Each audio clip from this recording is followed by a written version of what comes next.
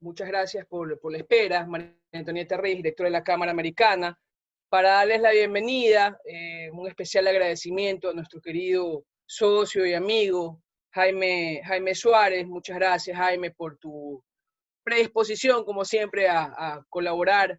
Yo creo que ahora más que nunca debemos estar unidos siempre para poder afrontar pues, esta situación tan complicada. Y bueno, el tema financiero es uno de los temas que creo que a todos nos tienen definitivamente muy ocupados, haciendo muchos análisis.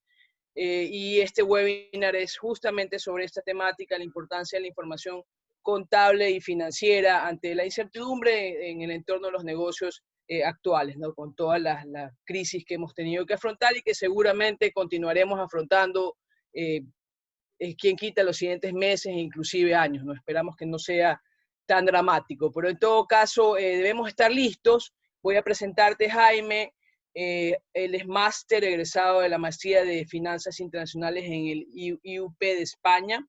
Fue gerente de auditoría en Deloitte, ha sido contralor corporativo del grupo Vilaseca, también presidente del Colegio de Contadores del Guayas.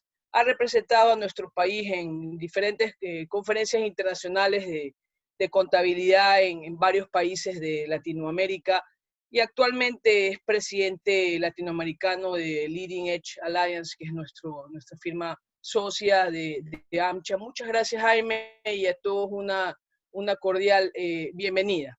Vamos a manejar las preguntas por chat, solamente esa precisión logística al final de la conferencia. Jaime, por favor. Muchas gracias, María Antonieta, por esta invitación. La hemos recibido con mucho agrado. Estamos justamente para colaborar con la Cámara. Tú ya lo dijiste, son épocas bastante conflictivas que vivimos por la pandemia. Y es necesario que todos los profesionales, las empresas, las cámaras, en este caso, unamos esfuerzos para tratar de salir de la mejor forma de la situación que estamos. Vamos a analizar los aspectos más relevantes de la información contable, que consideramos es el motor fundamental para la toma de decisiones en una empresa. Obviamente, si una empresa no cuenta con información, gerentes generales, gerentes financieros, llámese contralor, no van a tener elementos de juicio para poder, primero, discernir sobre la situación que está viviendo la compañía y segundo, tomar decisiones para mejorar la situación. Es por eso que el tema que vamos a ver, que lo voy a compartir con ustedes, más allá de una conferencia como tal, más bien corresponde a un compartir de experiencias, de tal manera que las consultas, las preguntas serán todas bienvenidas.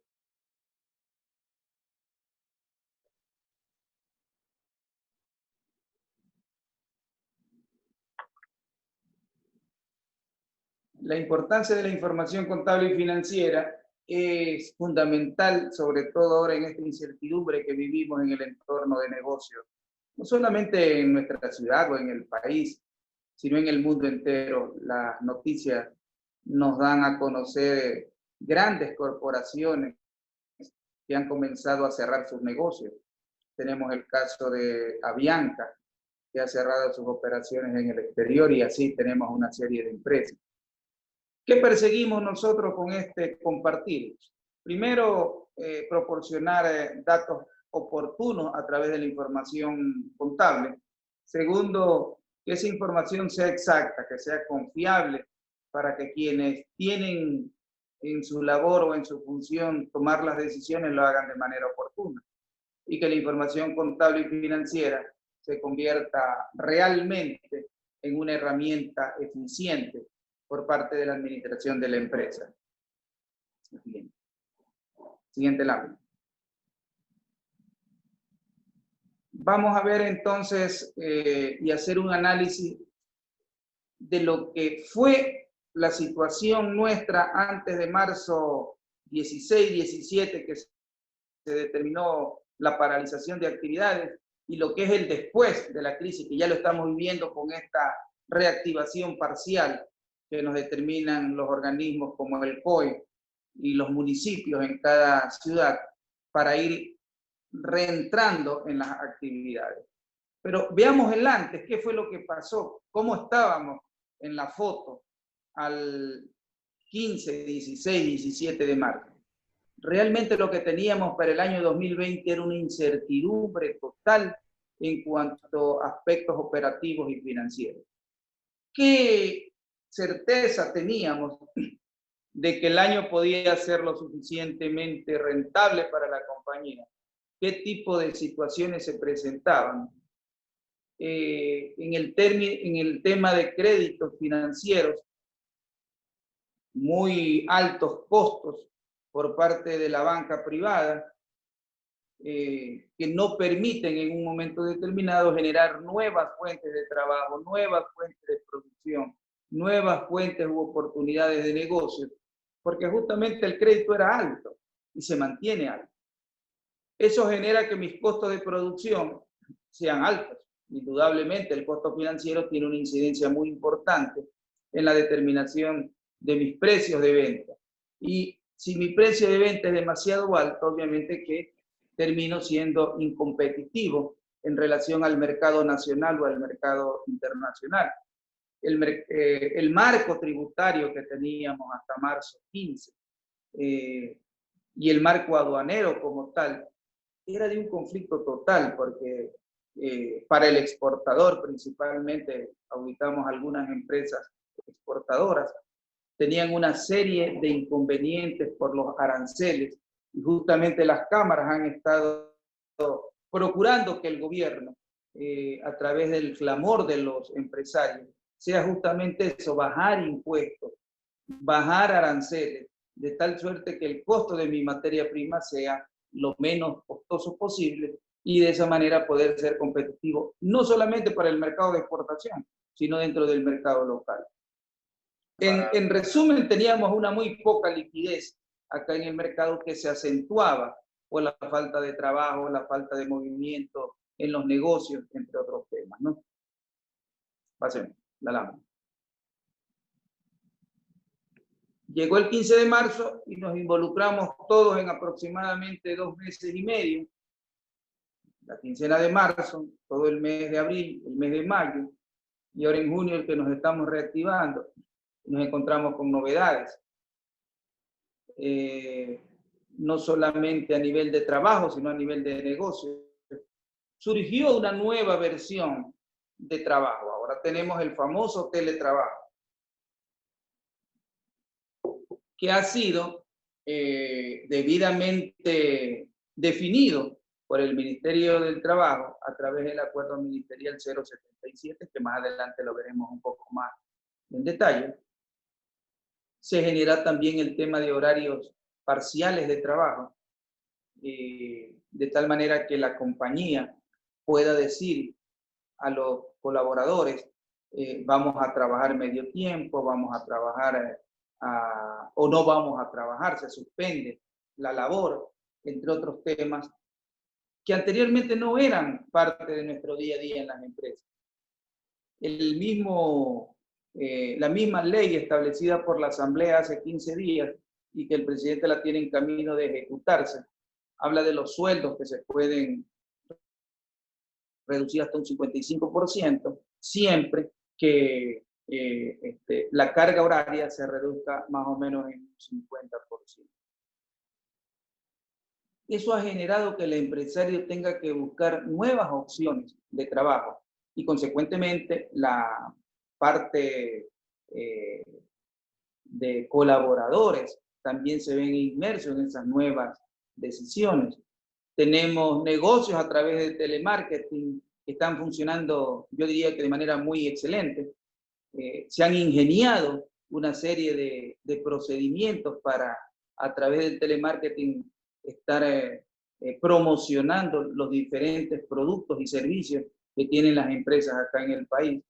Eso es muy bueno, era una cuestión que si bien es cierto se venía manejando en el pasado, pero que ahora se lo está viendo muy de manera permanente. Las compañías están apuntando a nuevas políticas de ventas de crédito. Antes hablábamos prácticamente de ventas a contado con un crédito muy corto. En este momento se está hablando de créditos que van hasta 36 meses. lo cual de alguna manera permite al consumidor, al comprador, poder hacer la compra sabiendo que sus créditos están a largo plazo y no son tan corrientes como existía antes de todo este conflicto de la crisis sanitaria. Otro tema que están viendo las empresas es diversificar sus productos. No solamente quedarnos con el 1, 2, 3, 4, 5 productos que teníamos, sino ver qué otros productos más tenemos para poder comercializar y generar ingresos. Porque las compañías tienen que realmente diversificarse. Yo creo que ese va a ser uno de los factores fundamentales que tienen que verse ahora, porque empresa que no se renova, empresa que seguramente va a tener dificultades en el corto y en el mediano plazo. Y un factor fundamental dentro de los negocios es cómo puedo mejorar mi actividad productiva. Justamente ahora, a través del Zoom, he tenido reuniones con clientes nuestros y estaban analizando en una compañía que todos los días tenía como procedimiento prender el horno para entrar en un proceso de diluir el aluminio y con eso hacer sus productos respectivos. Se analizó conjuntamente con el área de producción, con el área financiera y el área de mercadeo, que importando las mismas láminas de aluminio, se reducía el costo de producción de la compañía en aproximadamente un 40%. Eso fue una decisión importante dentro de la compañía, porque se evita incurrir en costos a través del uso del horno, que si bien es cierto se convirtió en un activo, yo no diría improductivo, pero un activo que en este momento no va a generar actividad dentro de la compañía, pero que a través de la importación de las láminas hemos mejorado. Y digo hemos mejorado porque hay que hacer una participación activa en las decisiones de la compañía para que los costos se reduzcan y obviamente eso genere una mejor productividad dentro de la empresa. La siguiente.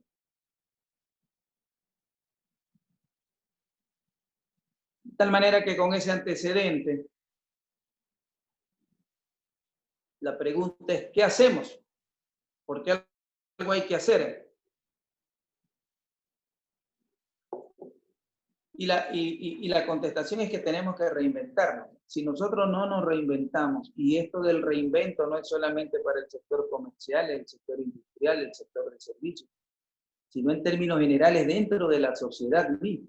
Yo creo que el reinvento nace dentro de la familia, porque tenemos otros estilos de vida, otros estilos de comportamiento, en donde, como una sana recomendación, deberíamos eliminar el temor.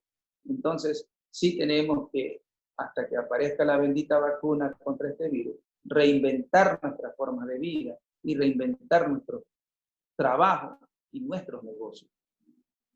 Entonces, en ese quehacer del reinventarse, vamos a ver algunas particularidades que quiero compartirlas con ustedes, de tal manera que vayamos viendo más o menos algunas acciones. Adelante con la lámina.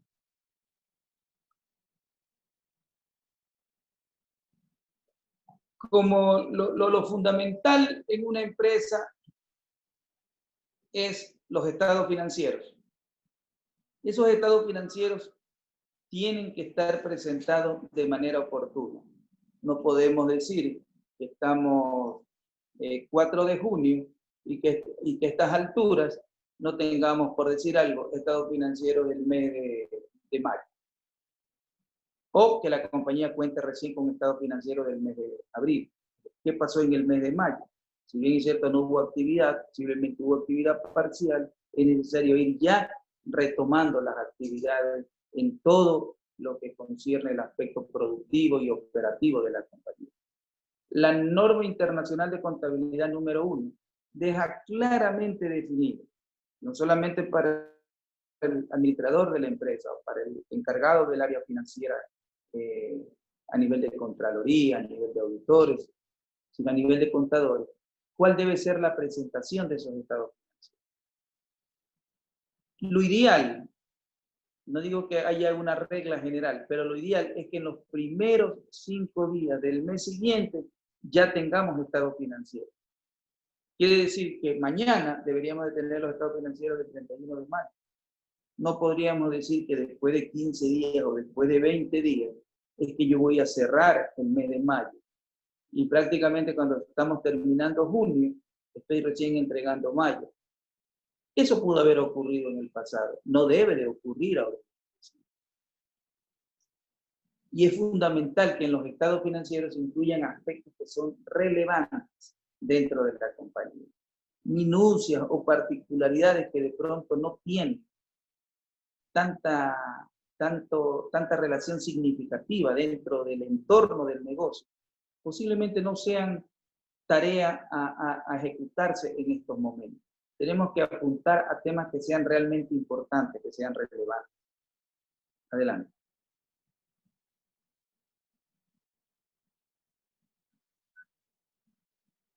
Entonces, cuando hablamos de estados financieros, tenemos que tener categóricamente definido que tenemos lo que se llama el balance general, antes, ahora con las NIF, el estado de situación financiera, y el estado de cambio en el patrimonio. Esos dos estados financieros me dan a mí la foto de cómo está la compañía, la situación financiera propiamente.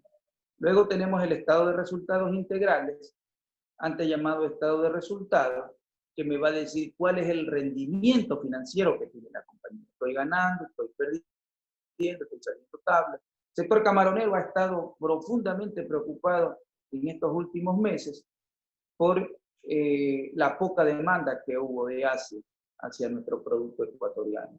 Está mejorando, es una gran verdad, pero es una situación que a nivel de costo de producción, porque el sector camaronero, el sector pesquero no ha parado, sus costos de producción fueron muy altos y han generado que prácticamente estos meses de para salgan tablas a nivel de resultados.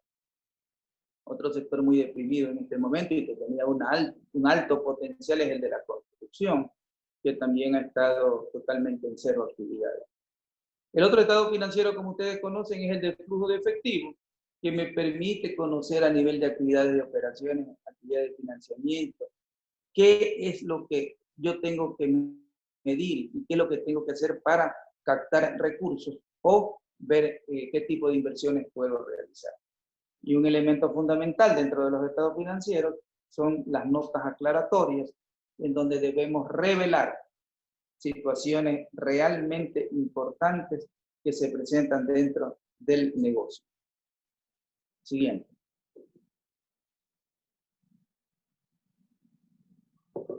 Y allí para el sector financiero y el sector contable, es muy fundamental cumplir con la normativa internacional. Llámese en normas internacionales de contabilidad o llámese en normas internacionales de información financiera. ¿Y por qué digo esto? Primero, porque hay que cumplir con una disposición que es del organismo de control, que es la Superintendencia de Compañías. Segundo, que los estados financieros, si vamos a requerir operaciones de crédito, tienen que estar categóricamente completos con respecto a la normativa contable de acá del país. Y tercero, no menos importante, que sea el fiel reflejo de las operaciones para que la administración pueda tomar decisiones, ¿verdad? En el caso de las inversiones temporales, esas inversiones temporales tienen que estar registradas de conformidad con la norma internacional de contabilidad número 7. Y ahí se establece si hay necesidad de hacer ajustes o no ajustes, que provienen justamente del costo de mercado de esas inversiones temporales que tengo. De pronto alguien puede decir, bueno, la inversión temporal que vale 1.000, no obstante que en el mercado puede estar en 800, yo prefiero dejarla en 1.000 para no generar una pérdida. Ahí ya me estoy engañando, yo como financiero, yo como gerente de la empresa, porque estoy reportando un valor que en realidad no es la foto de mis estados financieros. En el caso de los de los activos financieros, en donde tenemos un elemento muy importante que es las cuentas por cobrar. Allí ya debemos de detenernos a pensar qué va a ocurrir con mi cartera de clientes. ¿Es cobrable? ¿No es cobrable? ¿Tengo que hacer provisión? ¿No tengo que hacer provisión? ¿Cómo están mis clientes en términos de liquidez que me garantice recuperar mi cartera? No nos olvidemos que en la medida como yo recupero cartera, voy a tener flujo de caja. Si una compañía no cuenta con un apropiado sistema de flujo de caja, posiblemente tenga problemas en el momento del pago al personal, al pago a proveedores, pago al fisco a través del servicio de rentas internas, las contribuciones a superintendencia de compañía, pago de servicios básicos, porque no tengo esa herramienta que se llama flujo de efectivo, que me garantiza que yo puedo contar con dinero para poder cancelar mis obligaciones. El área de producción necesita producir, tengo que hacer los pedidos a mis proveedores también van a andar con el apuro del dinero, con el apuro de su flujo, y me van a pedir pagos. Si yo no cuento con una información oportuna, entonces ya no estamos hablando solamente de los estados financieros, estamos hablando de la información que está dentro de los estados financieros. Y que la información de los estados financieros me genere reportes, como es el caso del flujo de caja. Y estamos viendo en el tema de activos financieros, las cuentas por cobrar, qué tanta certeza tengo de que esa cartera la voy a recuperar. Y la norma internacional de información financiera número 9 lo determina de manera categórica. ¿Qué es lo que debo de hacer para determinar provisión de cuentas incobrables? Si una compañía no cuenta con un estado de cartera en donde claramente se define cuál es la cartera corriente, cuál es la cartera vencida, y esa cartera vencida por edades, para saber a 30 días vencidos, no me han pagado. A 60 días vencidos, no me han pagado. A 90 días vencidos, no me han pagado. ¿Qué va a pasar con la de 180, con la de 270 días de vencido? Tendrá que hacerse alguna gestión inmediata de cobranza para poder retroalimentar mi flujo. Entonces, los aspectos relevantes que están dentro de la información financiera no solamente están por el número que yo voy a poner en los estados financieros, sino la labor que vengo desplegando para que esa información contable sea realmente confiable y sea oportuna. Igual tenemos con el tema de los inventarios. Entonces, a nivel de inventario, claramente me lo define la norma internacional de contabilidad número 2, qué es lo que tengo que hacer con respecto a la evaluación de esos inventarios. Y la evaluación es un tema fundamental que estoy seguro todos ustedes lo tienen claramente establecido. Y determinan los inventarios en función a la compra y a los consumos. Consumos que vienen como resultado en un negocio comercial, la venta, y en el negocio industrial a través de los requerimientos de producción para generar justamente el proceso productivo y llegar hasta productos terminados, que es otro tema. Pero ¿qué pasa con los inventarios en mal estado? Tengo que hacer un análisis del deterioro de esos activos, llamado inventario, para poder provisionarlo. Y ahí está la norma internacional de contabilidad número 2, que en sus párrafos 28 al 33 me definen cuál es el procedimiento, que repito, no solamente es el área contable, es el área financiera, un contralor, un gerente financiero, o quien hace labor de revisión, como es el auditor interno, o el que tiene la voz de cantante dentro de la empresa, que es el gerente general, el administrador del negocio. Definir si es que tengo inventarios que están en mal estado o inventarios que generan una producción por deterioro, para justamente reportarla y que mis estados financieros, repito, como dije al principio, a más de que sean oportunos, sean eficaces para la toma de decisiones. La otra lámina.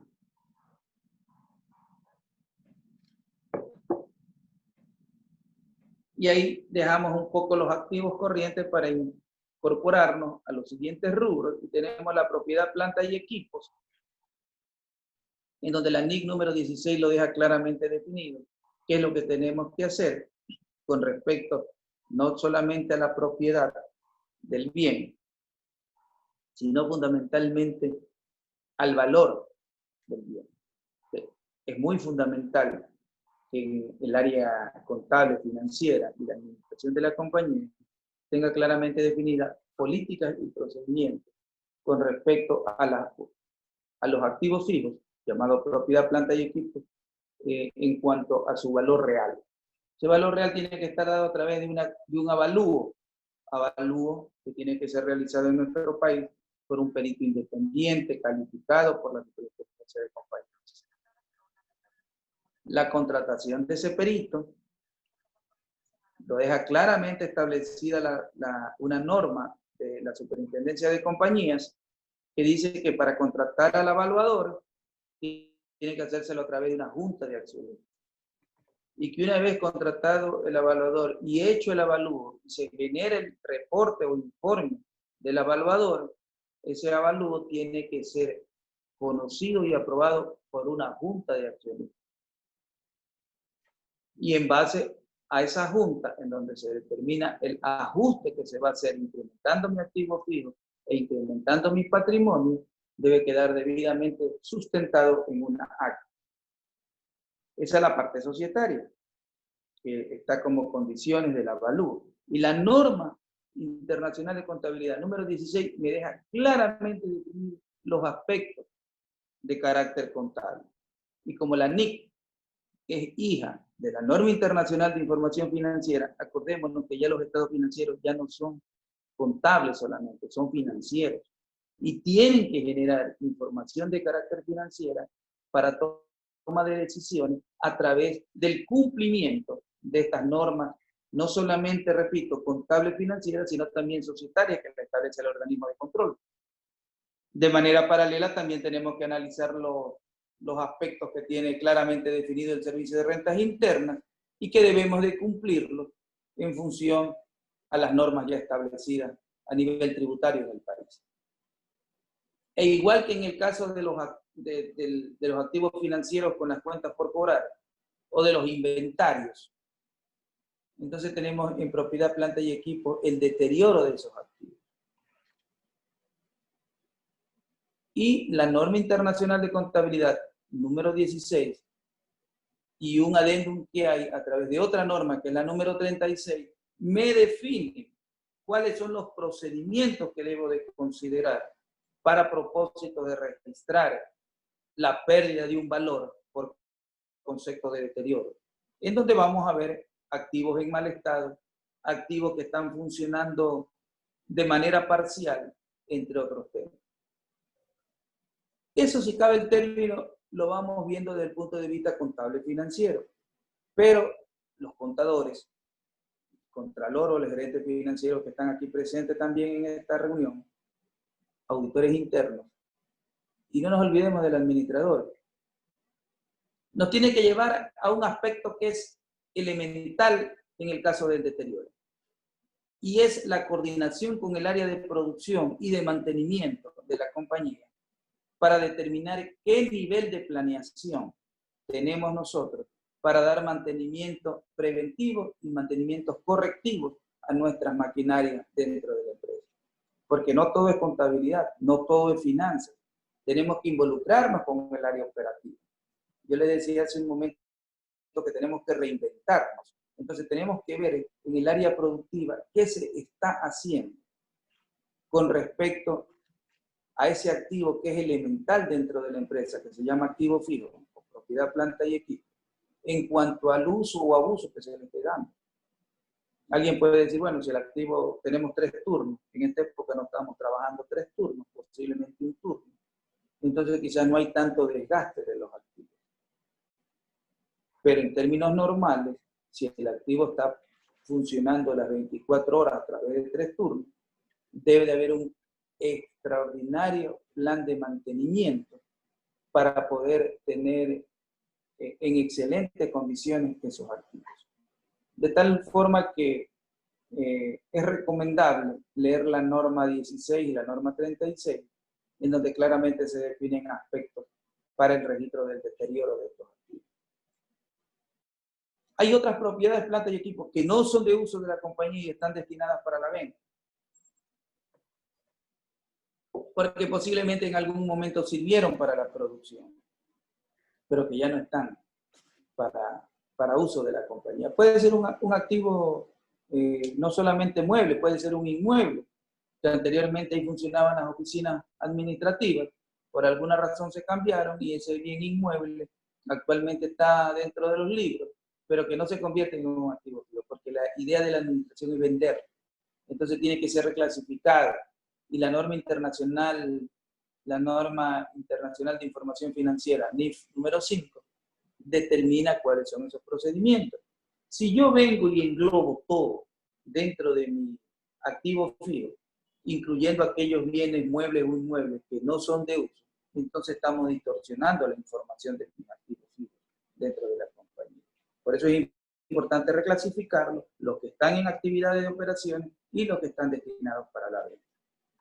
Igualmente, para el sector agrícola, acuícola, tenemos la norma internacional de contabilidad número 41, que trata sobre los activos biológicos. Esa es una norma muy interesante también. Igualmente amerita una actualización del costo de sus activos. Y se tiene que cumplir, al igual como lo mencioné en el caso de la NIF 16, con la condición de avalúos. Avalúos que deben de cumplir de manera paralela con lo que ya he mencionado a nivel de carácter societario por parte de Superintendencia de Compañías acá en el Ecuador. La siguiente lámina.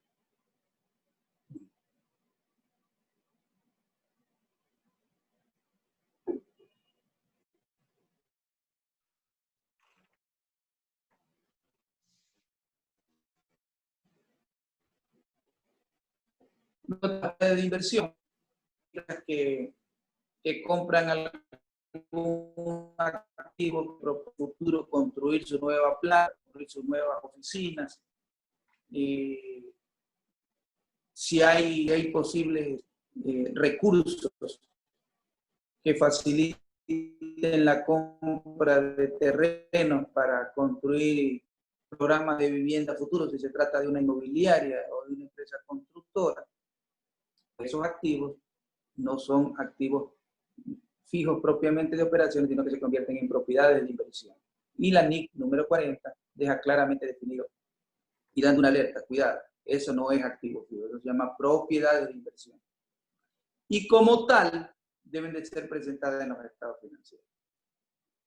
Esto de aquí es importante dejarlo bien definido porque unos estados financieros que no estén categóricamente presentados ante una institución financiera pueden ser observados y, no obstante que se los corrijan posteriormente, pueden generar más bien que se detenga el trámite de un crédito cuando la compañía está apurada justamente por refrescar su flujo de caja a través de una operación crediticia. Si la compañía cuenta con inversiones en acciones, allí es fundamental conocer el nivel de porcentaje que se tiene dentro de la participación de esas compañías. Si tengo más del 50% de participación, entonces debo de hacer una consolidación de estado financiero. Eso me lo determina la NIF 10 con respecto a estados financieros consolidados, que es otro tema, y con respecto a la inversión en acciones, si debo contabilizar al costo, al valor patrimonial proporcional, me lo deja definido la norma internacional de contabilidad número 28. De tal manera que yo puedo tener una inversión que está arriba del 40%, no califica para que yo consolide los estados financieros. Pero como está en el 40% y supera el 25%, entonces debo de ajustarla al valor patrimonial proporcional, lo que significa que genere un mayor valor en mi inversión y un mejoramiento en mi patrimonio a través de resultados. No lo hago, dejo de registrar un valor importante posiblemente, a más o a menos, porque ese valor patrimonial proporcional que lo ajusto depende cómo están los resultados y la posición patrimonial de la compañía donde tengo esa inversión. De tal manera que es muy importante hacer este tipo de barrido a nivel de cuentas contables, de tal suerte que se puedan presentar la información contable, repito, de la mejor forma posible para la toma de decisiones. Luego tenemos activos intangibles, que están claramente definidos en la norma internacional de contabilidad número 38, en donde me deja definido y determinado qué procedimientos debo de hacer, qué ajustes debo de hacer, entre otros temas, ¿no? De tal manera que ahí tenemos, yo diría en términos generales, a nivel de activos, información suficiente y competente para la toma de decisiones. La siguiente.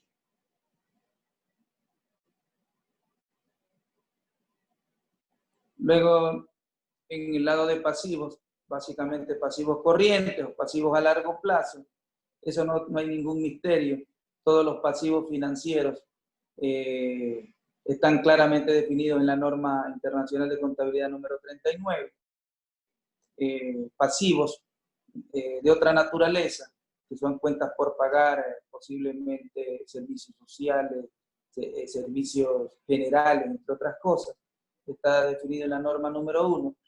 Y en la norma 19 se deja determinado lo que es beneficios sociales. En esta parte de los beneficios sociales sí es importante cumplir con lo establecido a nivel de superintendencia de compañía, que va cogido también con una parte del servicio de rentas internas, con relación a la provisión por jubilación y también la provisión por desahucio.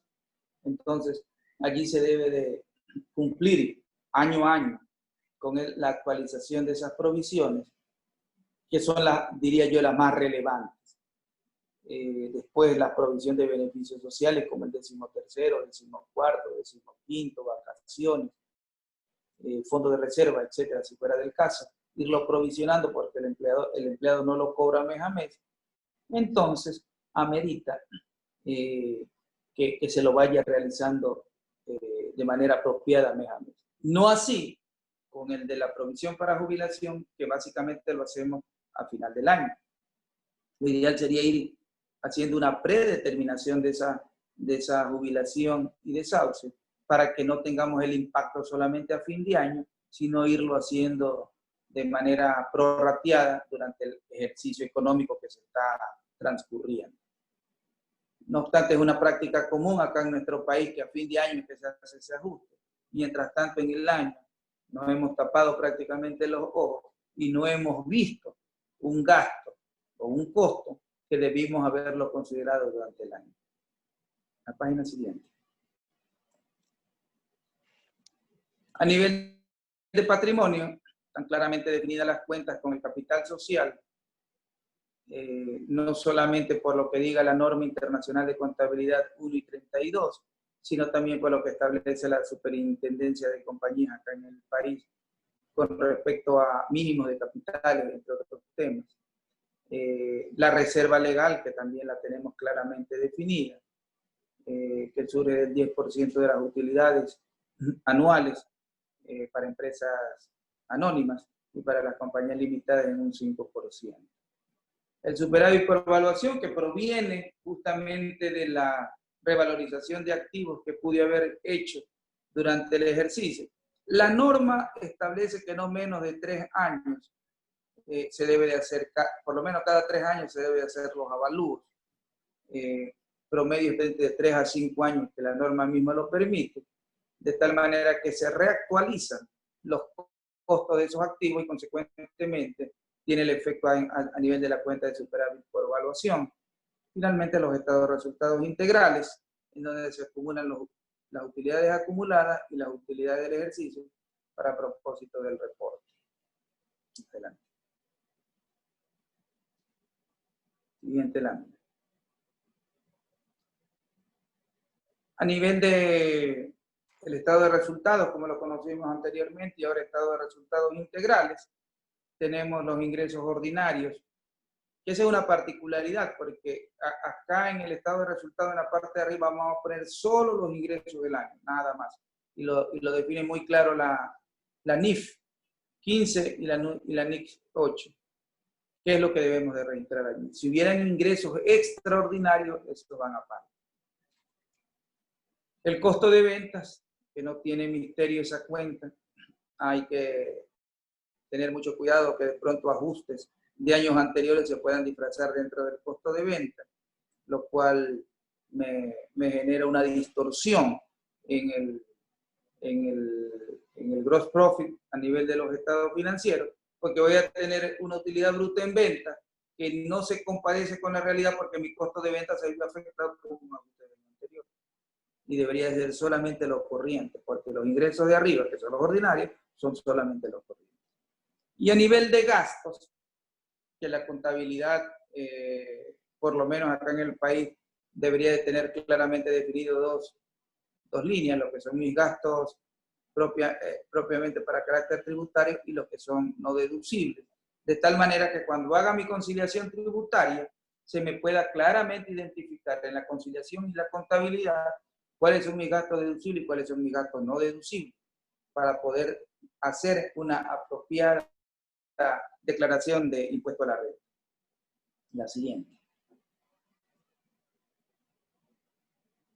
Y en esa parte de los gastos deducibles y los gastos no deducibles, ahí es importante para la administración e incluso para la misma gerencia financiera poder decir que estamos teniendo muchos gastos no deducibles, que a la postre, al final del ejercicio, lo que me va a generar es un mayor pago de impuestos, que tendría que buscar algún mecanismo, alguna estrategia para que esos gastos no deducibles sean realmente gastos deducibles.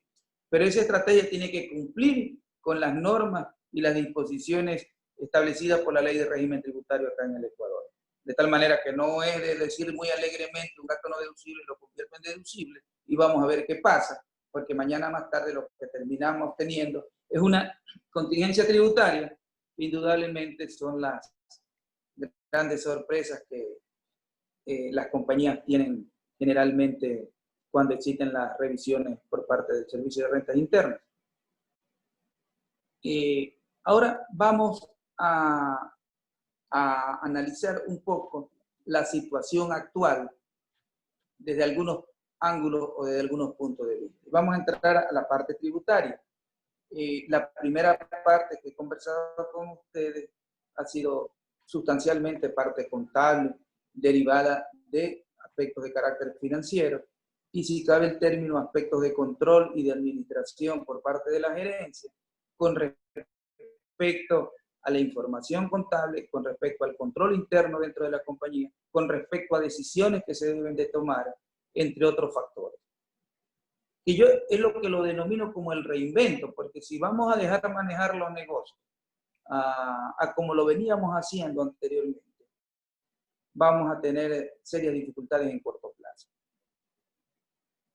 Pasó el mes de marzo, pasó el mes de abril, pasó el mes de mayo, y ahora que estamos en junio, tenemos que cumplir con las obligaciones tributarias. El Servicio de Rentas Internas sacó esta resolución, la número 25, en donde establece un diferimiento de pago del IVA, tanto del mes de marzo como del mes de abril. En algo ayuda indudablemente ese diferimiento, porque es un valor que la compañía tiene que pagarlo al Servicio de Rentas Internas, y si me ha dado la oportunidad de hacer un diferimiento, por lo menos me permite mantener un flujo de caja con el cual me pueda manejar en medio de esta incertidumbre que vivimos de una mejor forma. Creo yo que es un tema que amerita ser analizado para propósito de utilizarlo, porque es una herramienta que nos facilitó el organismo tributario acá en el país para poderlo aplicar, sin que tengamos que recibir alguna multa o alguna sanción por parte de este organismo tributario acá en el país. La siguiente. Hay un decreto ejecutivo que es el 1030, este ya es directamente de la presidencia. Fue de mayo 4 del 2020, donde claramente se establece el diferimiento del pago de obligaciones al servicio de renta interna. Ese diferimiento lo pueden hacer las compañías siempre y cuando cumplan con una condición que de manera categórica lo establece el decreto de la presidencia, es que no hayan liquidado colaboradores dentro de la empresa. Compañía que liquidó trabajadores no puede acogerse a este decreto. Este decreto, reitero, establece fundamentalmente diferimiento del pago de obligaciones al servicio de rentas internas. Entonces, si la compañía no ha liquidado a ningún trabajador, se hace beneficiaria de la aplicación de este diferimiento establecido en el decreto 1030 de mayo 4. Analícenlo, revísenlo y creo que pueden sacar algunas cosas o conclusiones muy importantes, ¿no? Adelante.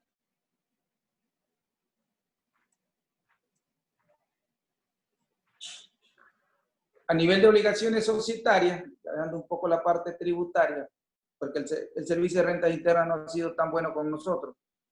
Yo veo países como en Centroamérica, para mí no tan lejos, me parece que es Honduras. Todas las obligaciones tributarias quedaron prácticamente diferidas hasta diciembre. Acá realmente estamos, creo que como hasta junio nada más, junio, julio. Yo creo que ahí debió haber habido más flexibilidad por parte del organismo tributario. Haber condonado deudas tributarias y si no condonado, por lo menos haber dado facilidades de pago a largo plazo o a un mediano plazo, porque las compañías justamente lo que más necesitan en este momento son recursos para invertirlos en producción y que el aparato productivo se dinamice y obviamente se comiencen a generar circulantes dentro de nuestra economía. Y más bien veo una contradicción porque el gobierno dice que le vamos a dar crédito a través de la banca, pero a través de mis organismos, como son servicios de renta interna, sí les obligo a que paguen. Quizás hubiera sido un poco flexible, no estoy analizando lo que se debió hacer, pero como recomendación creo que hubiera sido lo más sano. A nivel societario, tenemos la Superintendencia de Compañías de Valores y Seguros dejó determinado que la declaración se realice hasta el 30 de junio de este año.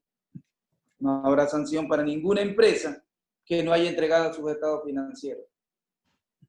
Sin embargo, es importante considerar que en el caso del mercado de valores, allí sí, aquellas empresas que están registradas en el catastro de valores debieron entregar toda su información hasta el 31 de mayo. Yo conversaba con una funcionaria del mercado de valores y le decía, si hay una resolución de parte del organismo principal que se llama Superintendente de Compañía, que dice que hay que entregarla hasta junio 30, ¿por qué ustedes como mercado de valores pusieron hasta el 31 de mayo? No sé qué vayan a hacer. A mí me parece que lo más sensato hubiera sido todos al 30 de julio. Pero mercado de valores dejó establecido esa fecha y hay que cumplirla. De tal manera que de pronto, si no se ha podido cumplir, hay la opción de pedir prórroga. Siempre hay esa posibilidad y tal vez le vayan a dar ese plazo. La siguiente.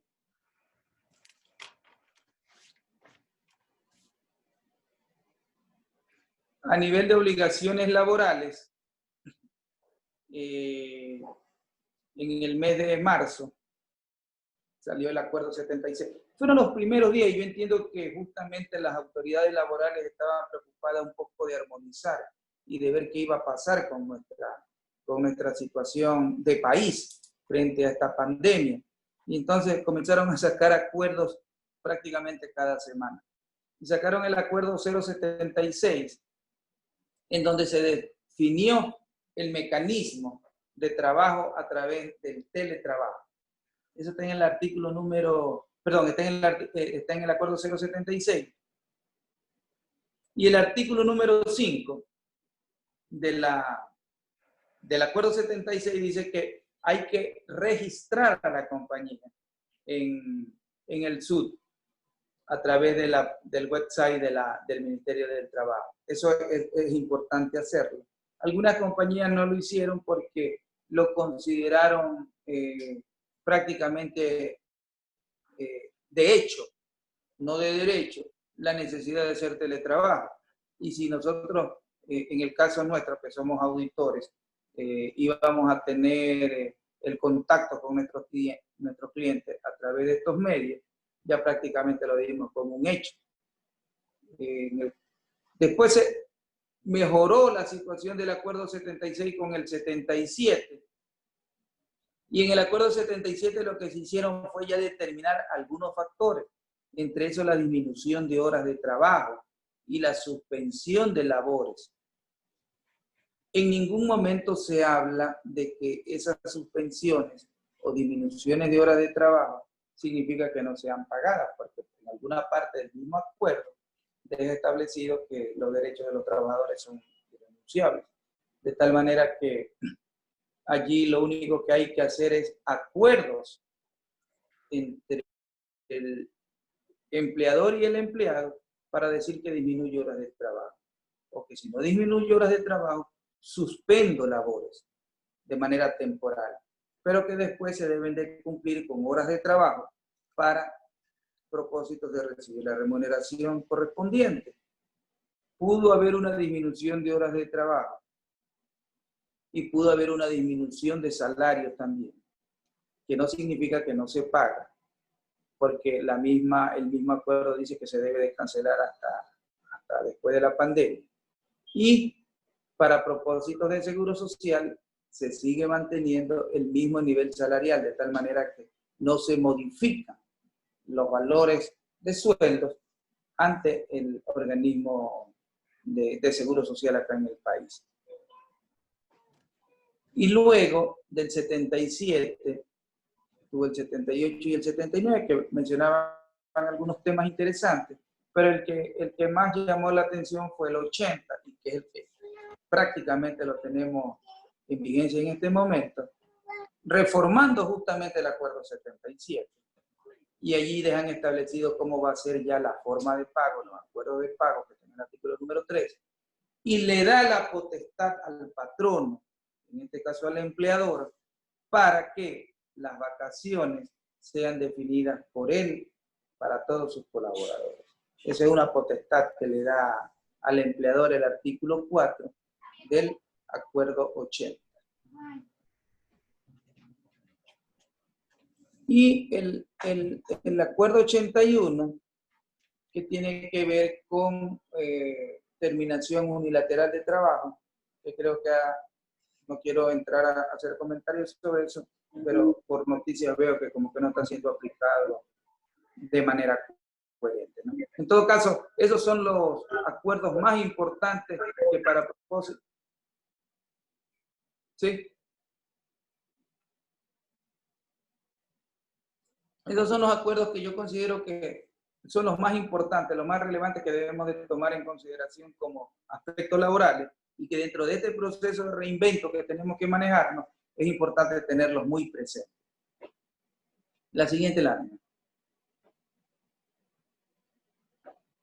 A nivel de obligaciones financieras, el organismo máximo dentro del país, que se llama la Junta de Política y Regulación Monetaria y Financiera, estableció en marzo 22 el diferimiento de pago de créditos para todo el sector crediticio del país.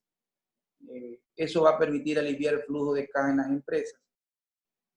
Cuando hablamos de diferimiento de créditos en el sector financiero comercial, no estamos hablando ni del servicio de rentas internas, ni de las obligaciones que se tengan con organismos del Estado, sino que tiene que ver con créditos financieros, básicamente. De banco, entidades financieras, arrendamiento mercantil, entre otros temas. Eso sí está claramente definido, al margen de lo que está diciendo la nueva ley que fue aprobada hace 15 días o 17 días por la Asamblea, y que, como les dije, está en proceso de aprobación por parte del Ejecutivo. La siguiente.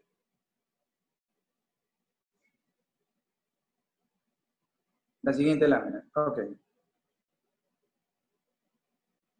Si ya tenemos nosotros el tema contable claramente definido, tenemos analizado los aspectos laborales, aspectos societarios, aspectos tributarios, aspectos financieros. El gran paso siguiente es qué planeamiento organizacional tenemos que hacer nosotros, yo diría que a corto plazo. Y ese corto plazo básicamente debe estar hasta diciembre. No recomendamos hacer una planeación tipo presupuesto, tipo flujo de caja o una planeación organizacional al 31 de diciembre del 2021 porque no sabemos qué va a pasar en los próximos meses. Dios quiera que no pase nada raro y que podamos irnos reactivando poco a poco en todo el aparato productivo, social, económico del país. Pero ese planeamiento a corto plazo lo podríamos manejar hasta diciembre 31 de este año. ¿Qué vamos a hacer con la producción? ¿Qué productos buenos tengo? Hacer una especie de clasificación, mi producto A, mi producto B, mi producto C. Acuérdense en el famoso método de evaluación de inventarios, en donde por control interno digo estos inventarios son A, estos inventarios son B y estos inventarios son C. Los C a lo mejor no tienen un gran costo, pero el A sí tiene un gran costo. Entonces sobre eso mi control interno va a estar mucho más preocupado de su cumplimiento. Igualmente con el área de producción. Entonces yo tengo una variedad de productos y a lo mejor hay algunos productos que no necesariamente me están generando una alta rentabilidad y quizás lo saque temporalmente del mercado. Obviamente dentro del análisis y el entorno del negocio de la compañía. No es porque se me ocurre decir, de los 5 productos que tengo, 2 voy a dejarlos afuera y con 3 sí. A lo mejor estos 2 son complementos de esto.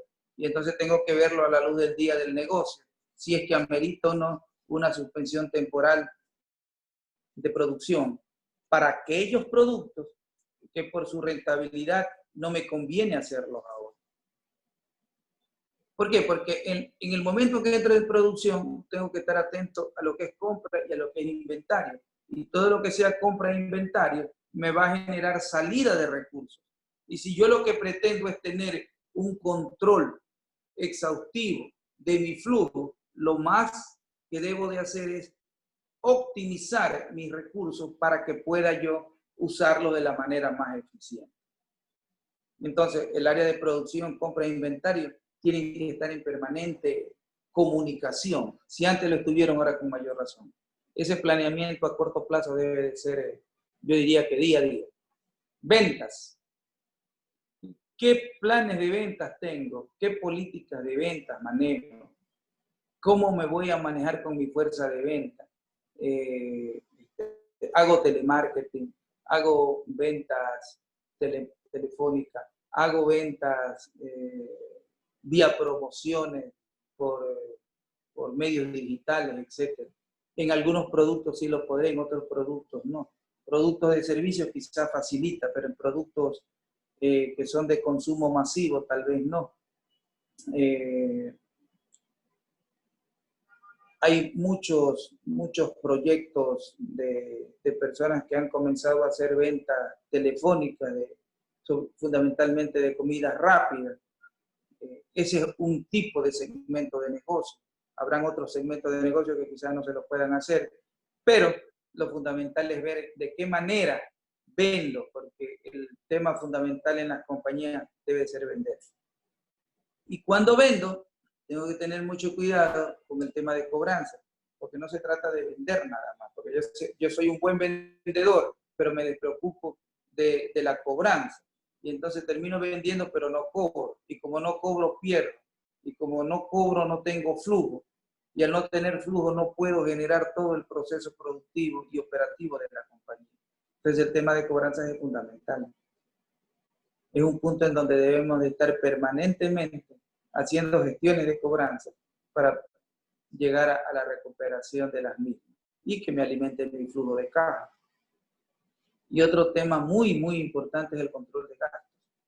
Si la compañía no comienza a analizar los gastos que ha tenido en el pasado y en el primer trimestre, si cabe el término de este año, y cuál va a ser el comportamiento de esos gastos en lo que resta del año, entonces posiblemente hasta diciembre va a tener serias repercusiones con relación a los resultados. Entonces lo importante es ir haciendo un planeamiento, y reitero, a corto plazo, de todas estas actividades, fundamentalmente del control de gastos, para ir afinando el lápiz de lo que nosotros queremos como empresa cerrar el año 2020. La siguiente.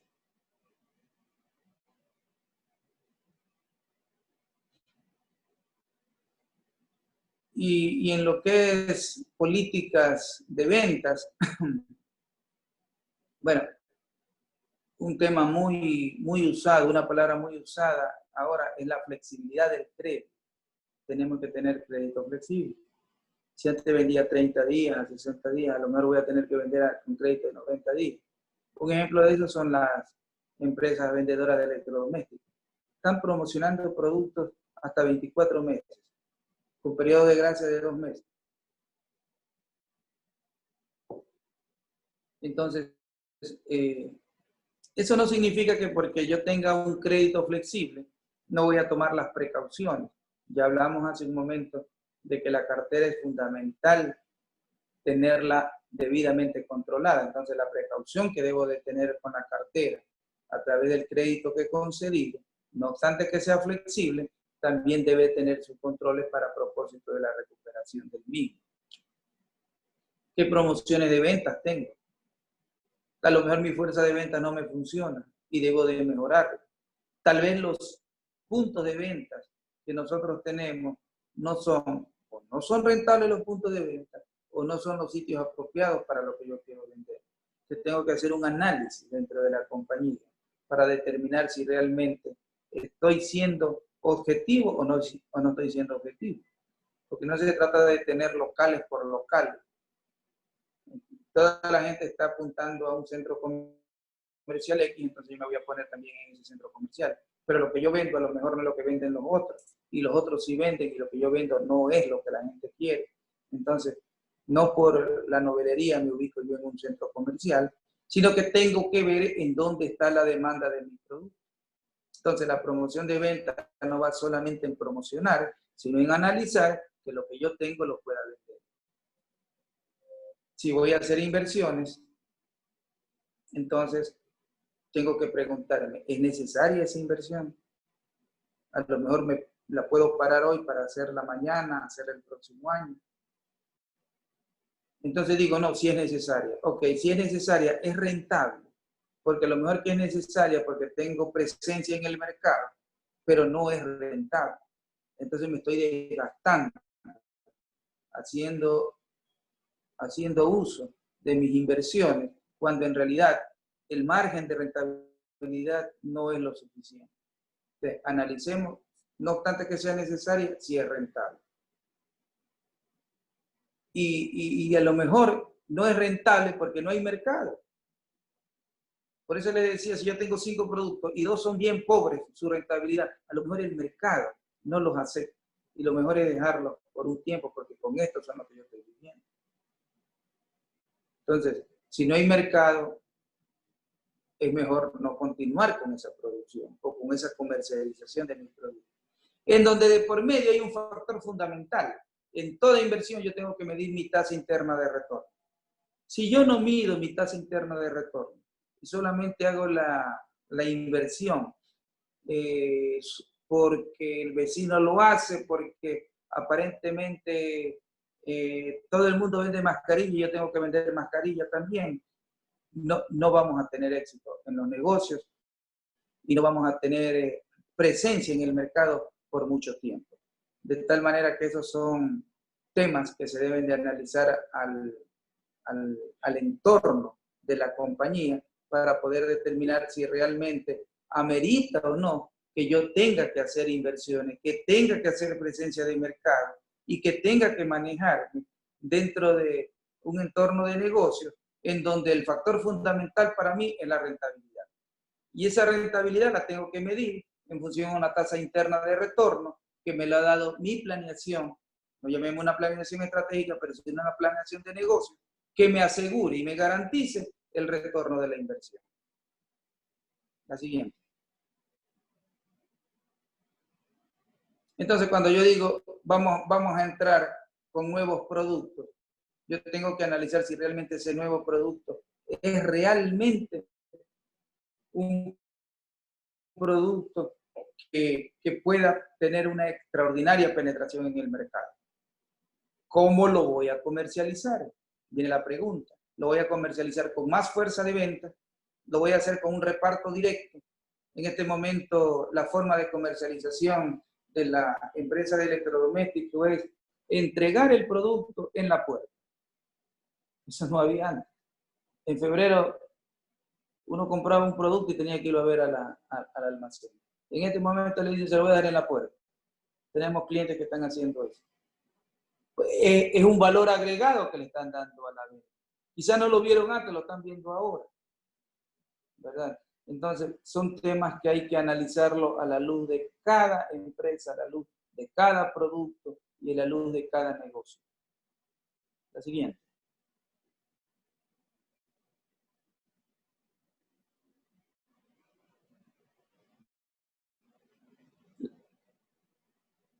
Si queremos ganar, tenemos que vender.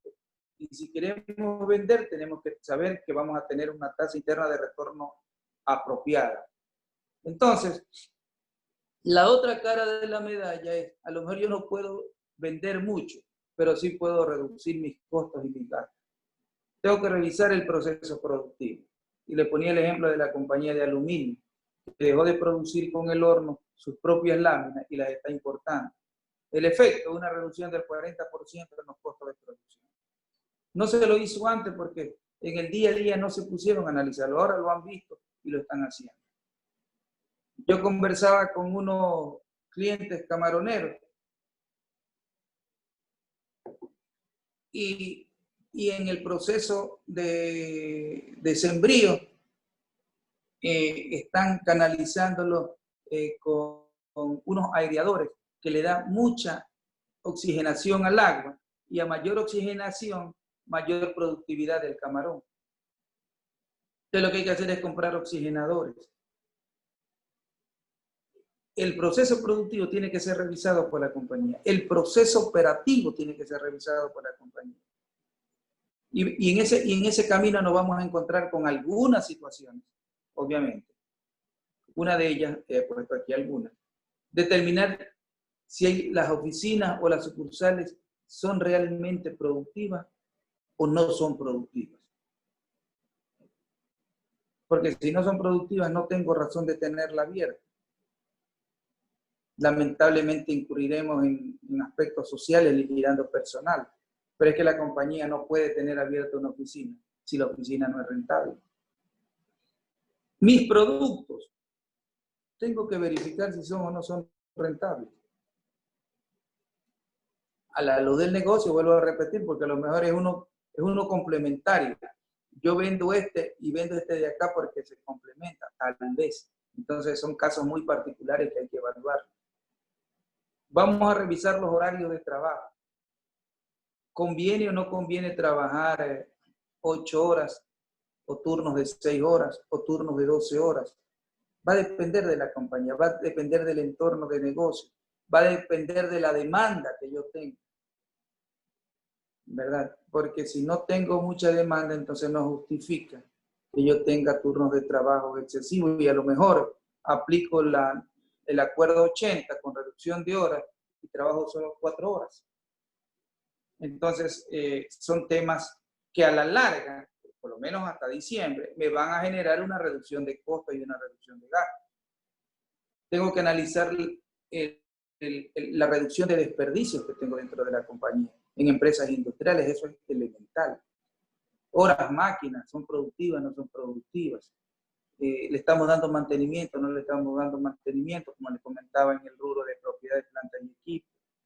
Y así tendríamos que ir viendo y analizando el entorno de negocios para poder determinar en qué grado de eficiencia y en qué grado de optimización de recursos estoy siendo eficiente para justamente generar rentabilidad en el negocio, para justamente generar información contable confiable y generar reportes que la administración las use para toma de decisiones. La siguiente.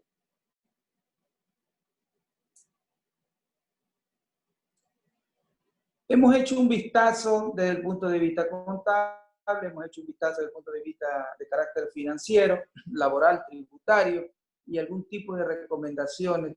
No digo que sean todas, posiblemente van a haber muchas y repito, cada una en función del negocio y actividad que tengan, pero hemos querido hacer más o menos un resumen en términos generales para que en base a ello nos podamos conducir a un mejoramiento y una optimización de los recursos internos que tenga la compañía. Para Lidinet ha sido un agrado colaborar con la Cámara, estamos a sus órdenes y muchas gracias.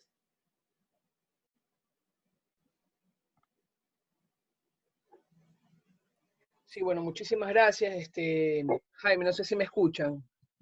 Sí, te escucho. Sí, muchísimas gracias. Realmente, bueno, yo me llevo varias recomendaciones tuyas que son tremendos retos, ¿no? Porque hay que revisar, como bien indicaste tú, un replanteamiento. Me encantó cuando dijiste que el replanteamiento debe iniciarse en la casa, ¿no? Con nuestra familia. Eso, yo soy muy reflexiva siempre sobre esos temas, pero particularmente en la parte administrativa tomo la lámina, la última lámina de revisión de horarios, de revisión realmente de la operación como tal, del manejo de los costos, evidentemente, de nuestras sedes, ¿no? En el caso nuestro, ese es uno de nuestros retos en este momento, esta necesidad de combinar la parte virtual con la parte presencial. En el caso particular depende mucho de los servicios que en el caso de nuestro gremio, en el caso de las empresas hay aún mucho más que revisar, pero son excelentes recomendaciones y seguramente lo que vamos a lograr es una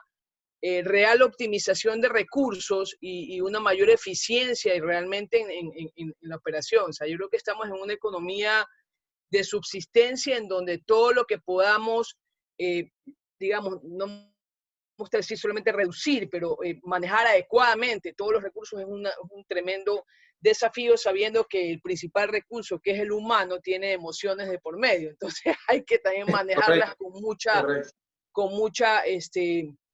el otro día decía una empresa que también estuvimos en un webinar que hay que ponerse no solamente en el zapato del otro, sino sentir el dolor del otro. Entonces ese es un desafío en este momento. No quiero ser lírica ni muy emocional, pero sí estamos en momentos complejos y hay que definitivamente poner en balanza, porque las personas financieras, administrativas, yo soy una administradora, por ejemplo, tenemos tantos elementos que evaluar y que pues, un poquito vamos a ser un poco malabaristas, si se quiere decir. Muchas gracias por tus recomendaciones. Yo los invito, no sé si alguien tiene alguna pregunta puntual, si me pueden poner en el chat, o de repente si alguien quiere alzar la mano, con gusto les damos la palabra. O sea, más bien como se sientan más cómodos, por favor.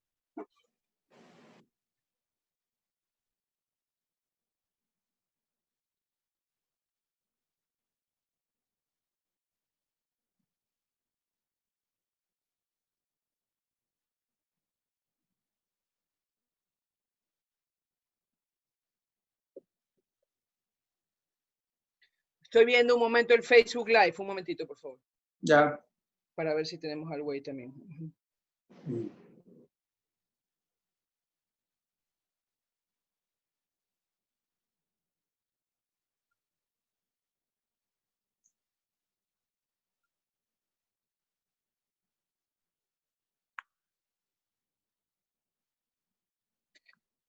Sí, te transmito una pregunta que me la acaban de pasar por el chat.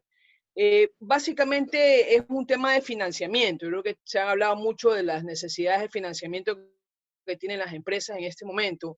Hay una noticia que recién circuló ayer de unos fondos de cooperación americana que van a ser canalizados a través de banca privada. O sea, ¿cómo ves tú las condiciones? Hablo de la banca privada, sabemos la banca pública y obviamente CFN, Banecuador y Banco del Pacífico, que inclusive estamos organizando nosotros una charla, Dios mediante, en los siguientes días con ellos. ¿Qué apreciación tienes tú en torno a la necesidad de financiamiento? Tal vez alguna sugerencia, porque pues siguen habiendo muchas observaciones sobre las tasas de interés que se manejan a nivel de banca privada, y sin financiamiento definitivamente no vamos a salir adelante, ¿no? Tengo entendido que el Banco Mundial había ofertado a Ecuador una ayuda financiera. No sé si son fondos reembolsables o no reembolsables, seguramente son reembolsables, para que sean administrados por el gobierno a través de la banca privada y que se puedan conceder créditos hasta 3 años, tengo entendido, prácticamente sin garantías, con tasa de interés baja, creo que andaba como por el 4%, y, y tiene límites. En función de la magnitud de operación, creo que podía llegar hasta $500,000, me parece, ¿no? También vi ayer o el día martes en las redes sociales alguna información de esta. Yo particularmente me enteré ayer por el gerente financiero de un cliente que ya había consultado con un banco local y ellos estaban esperando todavía información respecto a la superintendencia de bancos, con toda seguridad, de cuál iba a ser el mecanismo de funcionamiento. Parece que están reclutando o recibiendo solicitudes, pero que todavía no hay nada en firme en cuanto a solicitud de un crédito. Ojalá que eso prospere lo más pronto, porque los recursos tengo entendido que ya están asignados y es cuestión de que la banca lo comience a dinamizar y efectivamente se comiencen a otorgar esos créditos que van a ser de beneficio bárbaro para la economía del país y para las empresas en particular. Sí, solamente para cerrar ese tema, bueno, indicarle a las personas que nos están escuchando, trataremos de hacerle llegar conjuntamente con el material que Jaime gentilmente nos ha mostrado hoy. Hay unos fondos de cooperación americana, voy a revisar el detalle porque hay algunos que son fondos no reembolsables y otros son financiamientos. Obviamente hay condiciones, cuando digo condiciones, que se entienda que son proyectos que van a manejar evidentemente temas de innovación y transformación digital. Yo creo que eso también es muy importante tenerlo en consideración. Me ofrezco enviar junto a la información de hoy unos links de contacto, digamos, de información adicional sobre estos financiamientos, creo que es vital. Tengo dos preguntas perdón, voy a ponerme los lentes porque esto de envejecer es complejo. Pedro Suárez, cuando se tiene múltiples deudas, ¿cuál es la mejor recomendación en estos momentos de baja liquidez? Lo apropiado sería hacer un refinanciamiento, Pedro, acercarse a la banca, hacer el planteamiento. De hecho, el decreto aprobado la ley aprobada por la Asamblea y que el presidente tiene que dar el ejecutivo, da algunas facilidades muy interesantes para empresas con alto índice de endeudamiento y que la banca los tiene que aceptar. En este momento la banca creo que va a tener que ponerse la camiseta o el zapato del otro, como bien mencionaba María Antonieta, para ayudar. No estamos diciendo que se perdonen las deudas, lo que sí estamos diciendo es que le dé flexibilidad en tiempo. Y justamente el decreto al que hago mención, que tendrá que sacarlo el presidente en los próximos días, ya deja claramente establecida esa opción. No obstante, el decreto ejecutivo de mayo también ya da esas posibilidades. Así que, Pedro, sería cuestión de ir y visitando esas entidades financieras con las que tienen crédito y hacer los refinanciamientos que corresponden.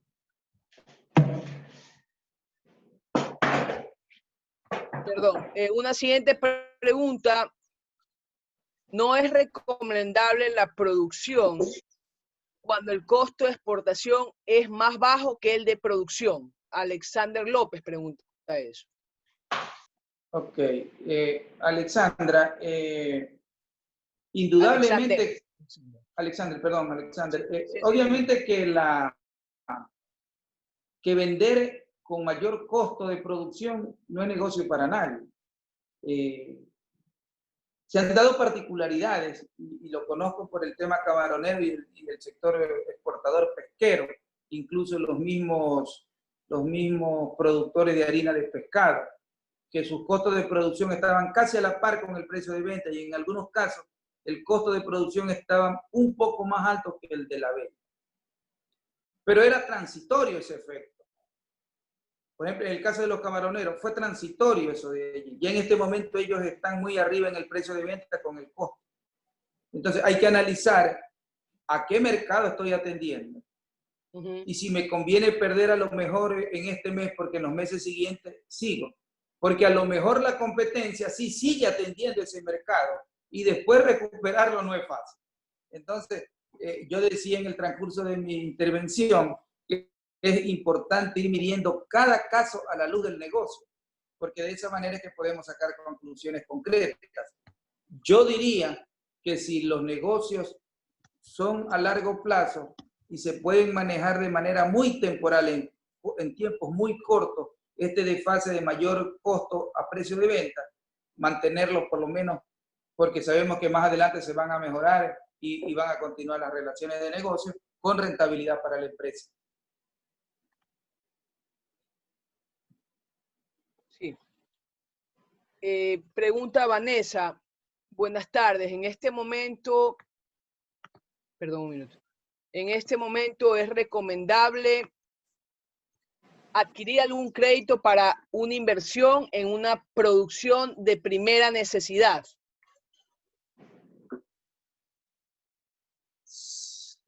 Bueno, no habrá una respuesta concreta. En principio yo diría que sí, pero depende de que ese producto de primera necesidad realmente me garantice el mercado. Lo pongo como ejemplo nada más. En este momento, no sé si es un artículo de primera necesidad o un artículo de subsistencia, las mascarillas. Y entonces, todo el mundo está comprando mascarillas. Tengo que ser lo suficientemente hábil para conseguir mercado y vender.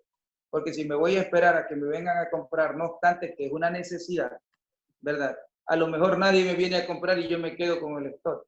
Entonces, es muy importante analizar el grado de competencia que voy a tener en el mercado y qué nivel de aceptación tengo para que mi producto salga. Bueno, aquí nos preguntan cuál es el mail del expositor.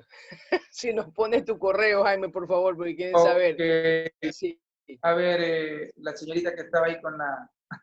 Es J. Suárez. J. Suárez. Ese Suárez es al principio y Z al final. J. Suárez, ya. @ ya. leadingecuador.com. leadingecuador.com. Ok, ahí les acabo de escribir en el chat. Okay. Bueno, creo que con esta última pregunta agradecerte y realmente únicamente quería indicar que hay estudios en este momento del tema de consumo y sí, yo creo que muchas cosas van a ir cambiando paulatinamente y sí hay en este momento una necesidad importante de exportar, eso sí es relevante, pero también a nivel local la gente se va a volcar a comprar lo nacional, ¿no? Entonces eso también es un tema que hay que estudiarlo bien y yo creo que lo importante no es todos volcarnos a hacer lo mismo, que eso también es lo que nos pasa un poco como ecuatoriana, hablo, que a veces todos buscamos hacer lo mismo, entonces hay que reinventarse, ir viendo tendencias y seguramente muchos de los productos y servicios se van a apalancar en la base de la pirámide de las necesidades básicas, ¿no? O sea, yo creo que eso Correcto. Va a ser definitivamente lo que va a marcar los siguientes meses, porque pensar en suntuarios, la verdad que no lo veo, pensar en servicios sí, yo creo que es súper importante.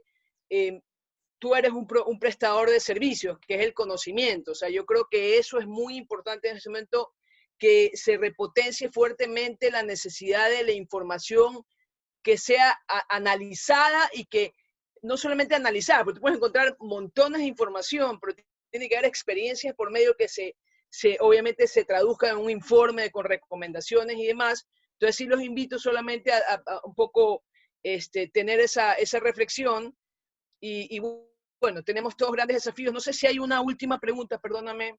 Bueno, creo que todos... Sí, aquí te hace la pregunta Vanessa, también nuevamente Vanessa dice, ¿cuáles serían algunos negocios rentables en invertir? O sea, un poquito, no sé si tienes algo para cerrar con ese tema, Jaime, tal vez. ¿Alguna recomendación para Vanessa y para todos? Bueno, la necesidad del ser humano siempre ha sido alimento, vivienda, y alimento y vestimenta más que nada, alimento y vestimenta. Yo no sé, quizás en el tema vestimenta ya no sea tan a priori la necesidad, porque como que la gente no anda preocupada ahorita en buscar ropa, pero alimentos sí. Ahora, en alimentos hay variedad, pues, ¿verdad? Entonces habría que ver en cuál se tiene un poco el expertise, porque es un factor fundamental para poder penetrar en el negocio, en el mercado, y buscar ese nicho que me pueda permitir hacer negocios rentables. A su pregunta, yo diría que el tema de alimentos sería... Perdón, si algo más decías, perdóname, Jaime. No, yo considero que el tema de alimentos es fundamental en estos momentos. Sí, no, yo solamente decirte que el tema de vestimenta, pues siempre va a estar ahorita un nuevo componente en todo, que es el tema de seguridad, ¿no? O sea, yo veo cantidades de personas en los supermercados ahorita como usuaria o como consumidora y ama de casa, o sea, la gente sale vestida de astronauta porque hay mucho miedo por medio, entonces la verdad que no sé si la ropa y la moda vayan a primar en los actuales momentos, pero en este sí momento la no, seguridad. no. Así Sí, o es, sea, así es. en algún momento va a evolucionar, yo estoy segura, porque la vanidad no Desde solo es en las luego, mujeres, desde sino también en luego. los hombres, ¿no? De repente habrán evoluciones Ah, y cuestiones diferentes en el largo plazo, ¿no? Edwin Jelliver pregunta si una empresa modifica su política de crédito para con sus clientes, de tal manera de brindar un esquema de refinanciamiento más seguro a la realidad. Pregunto, desde el punto de vista del deterioro, ¿se debe tener alguna nueva consideración para determinar una provisión más razonable? ¿O este cliente que se refinanció la deuda se lo debe medir al igual que aquel cliente que nunca estuvo vencido? Una buena pregunta. ya. El tema de cartera es bien particular y solamente pongo como ejemplo en una empresa, nosotros recomendamos que las ventas, Fernando, que las ventas sean realmente respaldadas por cartas de garantía, cartas de crédito o pagaré. Para el cliente no le pareció oportuno que le pidan carta de garantía ni carta bancaria. Y es un tema que hay que analizarlo muy profundamente porque al no existir la cultura de garantizar un crédito con una carta de crédito bancario o una carta de garantía, como que el cliente se ofende y cree que estás dudando de su capacidad financiera y busca a otro proveedor. Si analizamos desde ese punto de vista la actitud y el razonamiento que tiene el cliente, hay que comenzar a evaluar y decir, bueno, por lo menos me voy a quedar con un pagaré. A mi cliente vencido y a mi cliente por vencer, lo tengo que evaluar de manera diferente. Mi cliente por vencer, ese está sano, ese no me debería de preocupar. Y me debería preocupar los clientes vencidos. Y en los clientes vencidos, durante mi intervención, yo decía, clientes a 30 días, a 60, 90, lo que es cartera por edades, en otras palabras. Entonces, los demás vencimientos son los más preocupantes. Y la norma dice que en función a los grados de vencimiento va a ir un mayor porcentaje de incobrabilidad como provisión. Más o menos eso sería en términos generales lo que deberíamos de hacer. Sí, no, definitivo, tienes toda razón. En otro webinar, alguna firma también recomendaba, o sea, si ya tienes cartera muy añeja, o sea, realmente, pues, obviamente ya está con provisión, o sea, ejecútale la provisión, porque la recuperación es muy complicada realmente en este momento. Sí, creo que en eso son medidas que hay que tomar. Bueno, Jaime, realmente agradecerte a nombre de todo el equipo de AmCham, de nuestros queridos socios y seguidores, porque también tenemos gente que nos va siguiendo. Y bueno, seguimos en contacto, Jaime, muchas gracias. A las Y cualquier órdenes, duda, a las seguramente órdenes. te llegarán algunas consultas adicionales a tu correo. A las Muchas gracias órdenes, a a las todos. órdenes. En el chat hay varias felicitaciones para ti. En todo caso, Muchas muchas gracias. Gracias. Que tengan una buena tarde. Gracias con todos. Okay. Un abrazo a todos. Gracias. Muchas gracias, buen luego. día. Buen día.